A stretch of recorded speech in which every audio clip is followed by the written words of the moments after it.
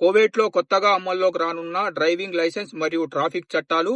టాపిక్‌లోకెళ్తే Kuwait ఉప ప్రధానమంత్రి అయిన షేక్ ఫహాద్ అల్ యూసఫ్ గారు ఒక సమావేశంలో కొన్ని సంచలనమైన ప్రకటనలైతే చేశారు. కువైట్‌లో డ్రైవింగ్ లైసెన్స్‌లు, ట్రాఫిక్ రూల్స్, టాక్సీ వ్యవస్థల్లో కొన్ని సంచలనమైన మార్పులు తేనున్నట్లు ఆయన ప్రకటించారు.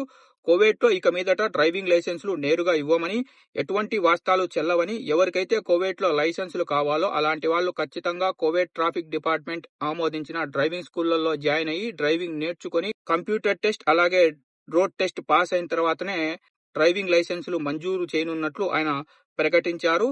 కువైట్లో డ్రైవర్లుగా పనిచేస్తున్న ప్రవాసులు కువైట్లో తీవ్రమైన ట్రాఫిక్ వైలేషన్లకు పాల్పడితే అలాంటి వారిని కువైట్ దేశం నుంచి డీపోర్ట్ చేసే పద్ధతులను అమల్లోకి తేనున్నట్టు ఆయన ప్రకటించడం జరిగింది.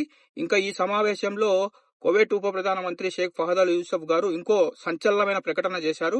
ఊబర్ మరియు క్రీమా టాక్సీ కంపెనీలలో కువైట్ పౌరులకు ఉద్యోగ అవకాశాలు కల్పించే దిశగా అడుగులు వేస్తున్నట్లు ఆయన తెలిపారు. ఇక కువైట్ లోని టాక్సీ కంపెనీలు ప్రవాసులు డ్రైవర్లుగా తెచ్చే ముందే వాళ్ళ సొంత దేశంలోనే డ్రైవింగ్ నేర్పించి కువైట్ ట్రాఫిక్ చట్టాలను, రోడ్డు చట్టాలను నేర్పించి దాని తర్వాత వాళ్ళను కువైట్ కు తీసుకురావాలని ఆయన ప్రకటించడం జరిగింది. ఈ చట్టాల అమలు ద్వారా కువైట్ లో రోడ్డు ప్రమాదాలు ఇంకా ట్రాఫిక్ వైలేషన్లు తగ్గుముఖం పడతాయని అధికారులు తెలిపినట్టు ఆయన తెలిపారు.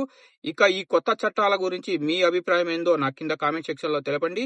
మర్చిపోకుండా వీడియో లైక్ చేయండి. మరో ఇన్ఫర్మేటివ్ వీడియోతో తర్వాతి వీడియోలో కలుద్దాం. Bye bye.